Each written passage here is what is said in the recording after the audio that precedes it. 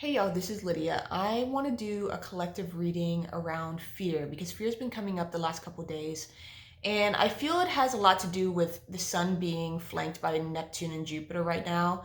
And that Pisces energy that they're in is dealing with our unconscious, and it's dealing with fears, it's dealing with our psychic realms and the unknowns and our fear of the unknowns and the fear of having to rely on our intuition and being in a state of surrender and not trying to logically figure things out. Because when we try to predict how something's going to happen before we do it, we sort of are taking steps forward in a state of resistance. And so, what Pisces teaches us is that when we're in a state of surrender, when we're in full faith that we are guided and we are actually taking intuitive action and not trying to necessarily have some sort of logical explanation about why we feel called to take a certain action or feel called to do a certain thing, we find ourselves guided in this way. And it requires a certain level of trust. And it also requires facing fear because there are no guarantees with Pisces. There's no solid ground. It's a very boundless energy. And there is that sense too with Jupiter, with all this energy, with Neptune and the sun, of a boundlessness, like nowhere to really grab onto or to anchor onto. We have to anchor within ourselves and being in that centeredness within ourselves in order to feel any sort of stability. And even then, it's like we are all being called to step into these unknown territories, to leave familiar territories into something more expansive. In order to do that, fear is naturally going to come up, and fear is a natural process of expansion.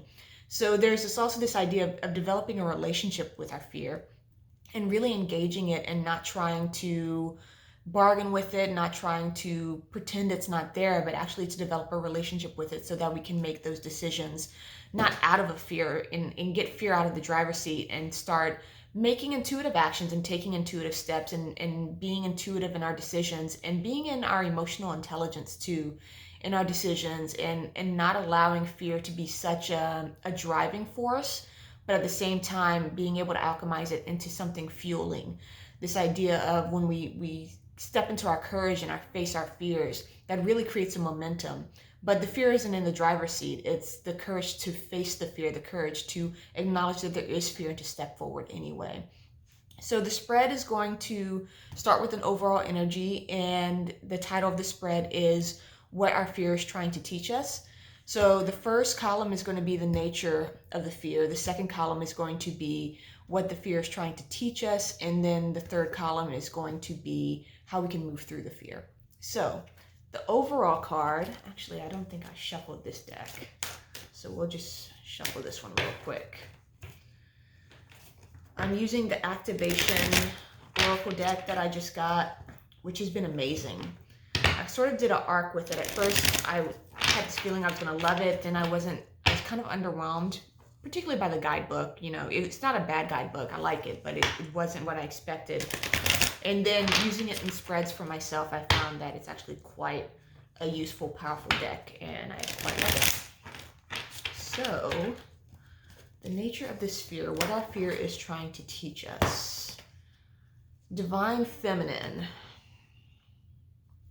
And we have here the frequency of Divine Feminine supports our receptive, nurturing, and soft side, allowing it to express itself openly and helping us to connect to our intrinsic understanding of our connection to all of creation. And this goes hands in hand with the gene key we're in. The sun is in this 22nd gene key, which is dealing with grace, and in particular grace under pressure, and perhaps even grace when feeling pressured by our fears.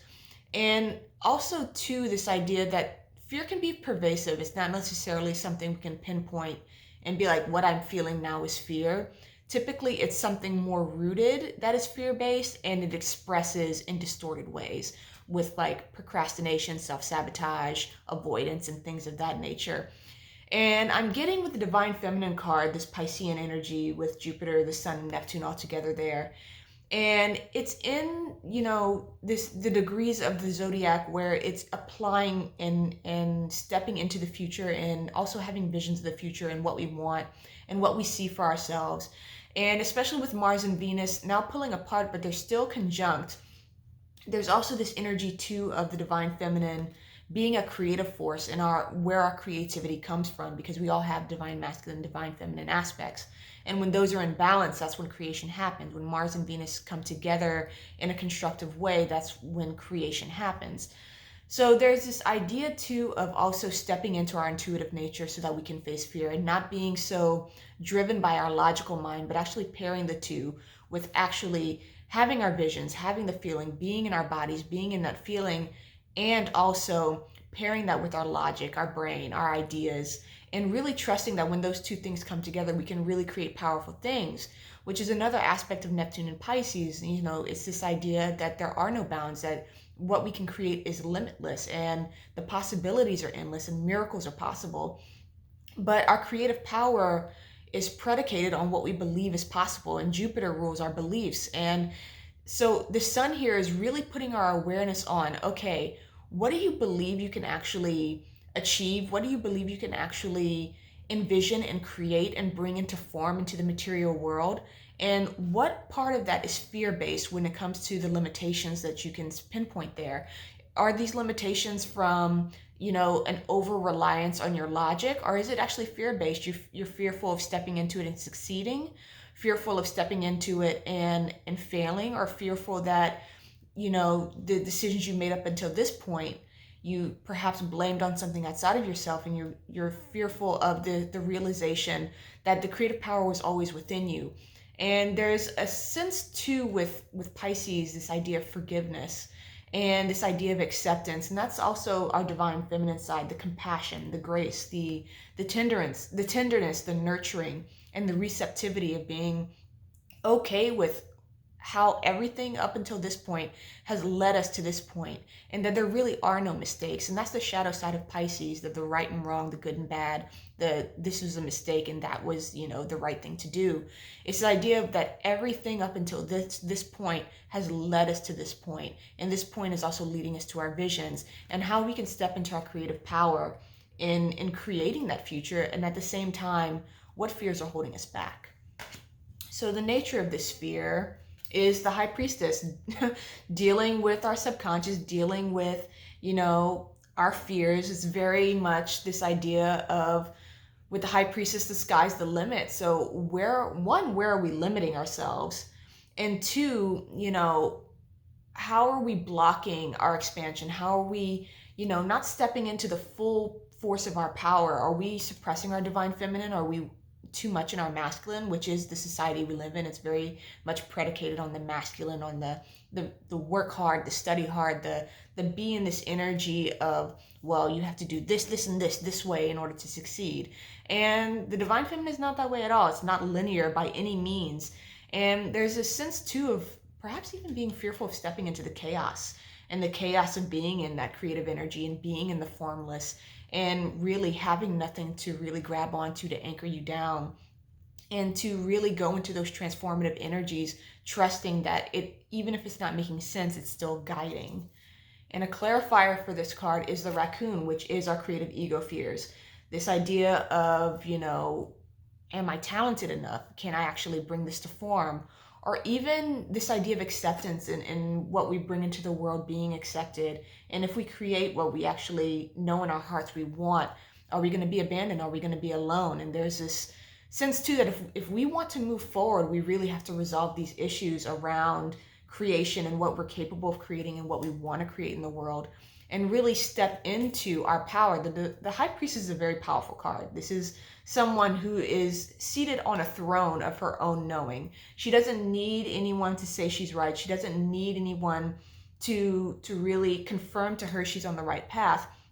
She knows within herself. And that comes from a place of deep trust. There's this, you know, when we step into our creative power, we very quickly learn that there are no signposts in the sense that, okay, if I do X, Y, and Z, then A, B, and C will be the result. And because I can really logically quantify that, it's safe to move forward. If we move in that way, and if we navigate our current reality in that way, we will limit what we can create. And there's this idea too of breaking out of that and really stepping into the impossible, and really daring to dream big and daring to step into these bigger energies, even if, you know, or in fact, when we have doubt and we have fear, that's almost like the sign that we're on the right track. This idea of, okay, I have this vision for myself and I have this dream that I have. And when I think about it, it really gives me this feeling of expansion, of vibrancy. But my mind sort of jumps in and being like, well, no, we can't do that because of X, Y, and Z. The high priestess and our fear is daring us to step forward anyway, to really step into our courage and to really embrace the truth that the sky really is the limit, that there is no limit to what we can create as creator beings. And the more that each individual creates beyond what, we've seen before, the more that opens us up to collectively creating bigger and greater things. And we've seen this with like Guinness Book World Record breakers. One person does it, then all of a sudden 10 people do it within the next few months. This idea of when we are expanding and up leveling on an individual level, that is uploaded into the collective, and people begin to do it themselves, and it becomes sort of a run-of-the-mill thing. I think it was the guy who broke the running record of like running a mile in under 6 minutes. It became a pretty average thing after that for someone to run a mile under 6 minutes. We're being encouraged to really dream the impossible, especially because Neptune is in Pisces. And the next column is, what did I say? The first one was the nature of our fear. The second is what our fear is trying to teach us. And we have the Seven of Swords and a clarifier, the Gazelle, which is interesting too, because the Seven of Swords deals with hidden information, hidden truths, doing things in darkness. And the Gazelle is hypersensitive and hyper aware too. There's a sense that there's a lot within us that is coming to the surface. And if we can be still long enough to really look into that darkness, we will find right now, especially with all this energy together in Pisces, that our sensitivities are heightened and that we'll find a lot more than we have in the past. And I'm also getting to like this idea of just because it didn't work out the first time doesn't mean it's not going to work out this time. And this is in the astrology, this idea of things coming back around and trying things again that we did in the past, especially around 2011, 2012. This idea of like what we were working on then or something we tried then didn't pan out the way we hoped. We might find ourselves giving it another go and it looks a little different. And we're being encouraged to really be in that energy of, okay, we're not necessarily seeing it yet, but that doesn't mean it's possible. And we're being encouraged too to really tap into our capabilities and our sensitivities to be able to discern, okay, I'm feeling to go in this direction and that's okay. And then if I'm feeling it, even if it doesn't make sense, it's meant for me and I'm meant to go that way, and really trusting it as well. And the third column is how we move through this fear and how we face this fear. And we have judgment, which is being called, heeding the call, hearing the messages that we're getting within our being, within our bodies, and really honoring that and trusting that, which is the intuition. And the Camel, resourcefulness, and trusting that we have the resources we have. There's this sense with these two cards together that the way we move through the fear is, one, working with what we have now, not thinking that we have to, go out and start buying things or taking classes necessarily, but if you feel called to take a class, by all means. But it's this idea of working with what we have now and really stepping more into where we're being called. And whatever that is, it could be a very small step, but there's this sense that it's time to get going. It's time to start putting foot to pavement. And we're being encouraged to do so with what's present now, in the present moment now, and what we have available at our fingertips, and not necessarily, and this is how fear can play out, thinking we need X, Y, and Z in order to move forward. And that is an excuse, and that could be procrastination as well. It's this idea that we already have everything we need to get started, and to also trust that the resources will appear as we move forward, as we need them, and to not worry about not having, and that we do have the capabilities we need. And we also have the discernment. I'm getting discernment off this card of being able to really sense which directions to take, what steps to take, when to draw back, when to rest, when to move forward, and to really tap into our own inner truths, the truths that perhaps that we didn't know we had when it comes to how we navigate in our ways of being. And perhaps we always did something in a certain way. We've always seen, okay, I need to be doing this, and this in order to feel like I'm moving forward. And we're finding now that perhaps that was an illusion, and what we need to move forward is not necessarily what we've always needed in the past to move forward. And that's also looking different. I found in my own human design that my unconscious Mars is stillness. And the way I move forward is actually being still, which sounds counterintuitive, but it's not necessarily what I've always done. I was a workaholic in my 20s. I, at one point had 2 jobs and a business and was working insane hours, and it wasn't really serving me. And I'm finding now that when I'm still, not only do I step into my creativity, I find myself more trusting of my process and not so much in resistance. So that's just one example of how it can play out. The underlying, we have communication. There's this idea too of being able to hear the messages and hear what the guidance is coming in, and not necessarily judging how it comes in. It can come in, through something you read, through something someone says, or it could just be feeling in your body and how to navigate and to move forward. And we have the otter, being in our joy and not letting anything keep us from our joy, and actually allowing that joyful energy too to be a guide, that expansive, vibrant, fun, playful energy within ourselves. When being very discerning about when we feel that is an indication of how we move forward, and how we're on the right track as well. Expanding and stepping into our highest calling isn't supposed to be some arduous, painful process. It's actually, to enter the kingdom of heaven, you must be like a child. There's this idea of us returning to our playfulness and not necessarily treating everything that it has to be a chore or a task or a job or a means to an end. And the devil, distractions. Distractions are another way that fear plays out. It's another way that we can also avoid the chaos of the present moment, because, sometimes, especially if we've been living in a very go sort of lifestyle and we're being called to be still, being still can be very, very uncomfortable. And so we have a tendency to fill it with distractions and things that aren't necessarily conducive to our freedom and our joy. This idea of being in our playfulness and in that vibrant, open, happy energy. So that's what I'm getting about fear, and this idea of being, more discerning about how our fear plays out as well.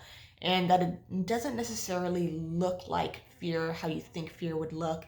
And us coming to the realization, and perhaps even truths being revealed, of how our behaviors were actually, we're realizing it was fear-based behavior. And the root causes are coming to the surface for us to address. So I'm sending love and wishing you well.